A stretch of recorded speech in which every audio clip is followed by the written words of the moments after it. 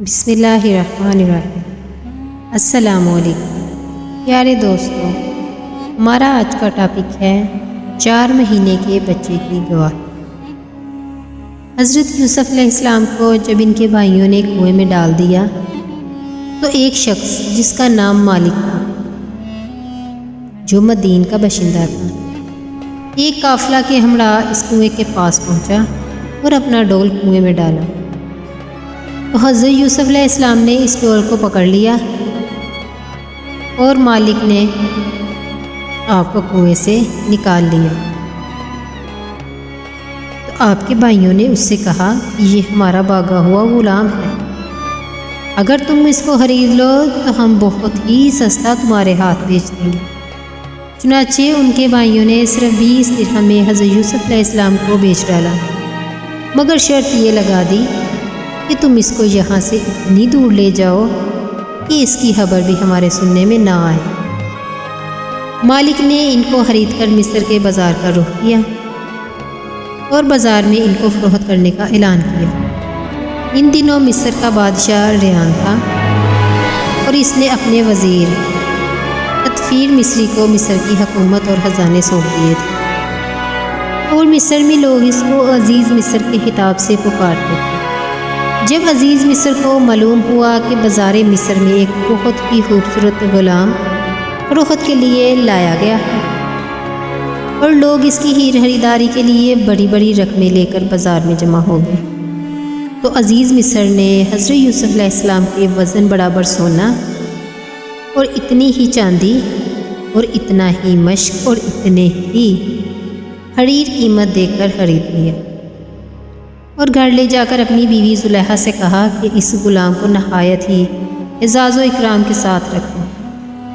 اس وقت آپ کی عمر شریف 13 یا 17 برس کی۔ زلیخا حضرت یوسف علیہ السلام کے حسن و جمال پر فدا ہو گئی اور ایک دن خوب بناؤ سنگار کر کے تمام دروازوں کو بند کر دیا اور حضرت یوسف علیہ السلام کو تنہائی میں لبھانے لگی۔ آپ نے معاذ اللہ کہہ کر فرمایا کہ میں اپنے مالک عزیز مصر کے احسان کو فراموش کر کے ہرگز اس کے ساتھ کوئی خیانت نہیں کر سکتا۔ پھر جب خود زلیخا آپ کی طرف لپکی تو آپ بھاگ نکلے، اور زلیخا نے دوڑ کر پیچھے سے آپ کا کرتا پکڑ لیا جو پھٹ گیا، اور آپ کے پیچھے زلیخا دوڑتی ہوئی صدر دروازے پر پہنچ گئی۔ اتفاق سے ٹھیک اسی حالت میں عزیز مصر مکان میں داخل ہوا اور دونوں کو دوڑتے ہوئے دیکھ لیا۔ تو زلیخا نے عزیز مصر سے کہا کہ اس غلام کی سزا یہ ہے کہ اس کو جیل خانہ میں بھیج دیا جائے یا کوئی دوسری سخت سزا دی جائے، کیونکہ اس نے تمہاری گھر والی کے ساتھ برائی کا ارادہ کیا تھا۔ حضرت یوسف علیہ السلام نے فرمایا کہ اے عزیز مصر، یہ بالکل ہی غلط بیانی کر رہی ہے۔ اس نے خود مجھے لبھایا اور میں اس سے بچنے کے لیے بھاگا تو اس نے میرا پیچھا کیا۔ عزیز مصر دونوں کا بیان سن کر حیران رہ گیا اور بولا کہ اے یوسف علیہ السلام، میں کس طرح تمہاری بات کو سچ سمجھ لوں؟ تو آپ نے فرمایا گھر میں 4 مہینے کا ایک بچہ پالنے میں لیٹا ہوا ہے جو زلیخا کے ماموں کا لڑکا ہے، اس سے دریافت کر لیجئے کہ واقعہ کیا ہے۔ عزیز مصر نے کہا بھلا 4 ماہ کا بچہ کیا جانے اور وہ کیسے بولے گا؟ تو آپ نے فرمایا اللہ تعالیٰ عز و جل اس کو میری بے گناہی شہادت دینے کے لیے قدرت عطا فرمائے گا، کیونکہ میں بے قصور ہوں۔